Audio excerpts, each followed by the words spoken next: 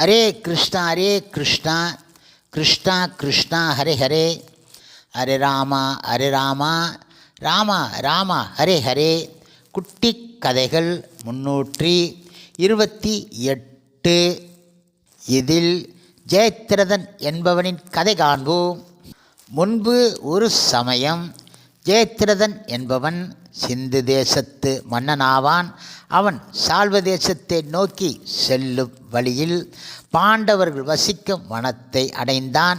பாண்டவர்கள் வேட்டைக்கு சென்று இருந்த வேளையில் ஜெயத்ரதன் அங்கே வந்துவிட்டான். திரௌபதி மட்டுமே ஆசிரமத்தில் இருந்தால் அவளுடைய அழகைக் கண்டு அவளை மணக்க விரும்பினான். முழுமுதற் கடவுள் மற்றும் பரம புருஷ பகவான் ஸ்ரீ கிருஷ்ணரின் தூய பக்தரான திரௌபதியோ ஜெயத்ரதனை விருந்தினராக ஏற்று உபசரித்தால் பாண்டவர்கள் வரும் வரை இருந்துவிட்டு செல்லுமாறு உவந்து கூறினாள். ஜெயத்ரதன் தான் அவளை மணக்க விரும்புவதாக கூறியதும் திரௌபதி திடுக்கிட்டு விட்டாள். ஜெயத்ரதனின் தகாத ஆசை கடுமையாக நிந்தனை செய்தாள்.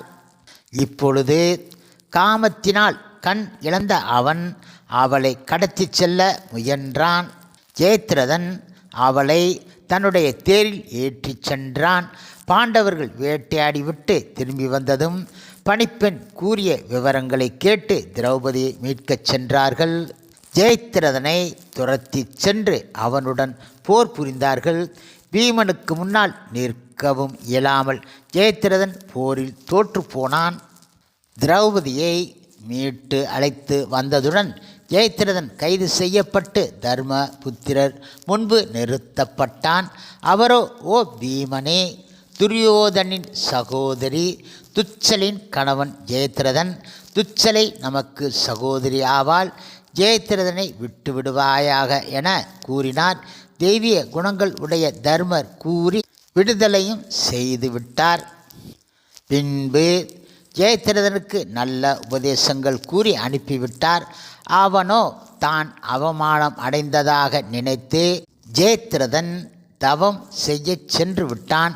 தேவர்கள் மூலம் பலம் வாய்ந்த அஸ்திரம் பெற்று மீண்டும் பாண்டவர்களை கொல்ல தவம் இருந்தான். ஆனால் பிற்காலத்தில் குருட்சேத்திர போரில் ஜெயத்ரதனாகிய இவன் அர்ஜுனனால் கொல்லப்பட்டான். ஹரே கிருஷ்ணா கிருஷ்ணா கிருஷ்ணா ஹரே ஹரே, ஹரே ராமா ராமா ராமா ஹரே ஹரே.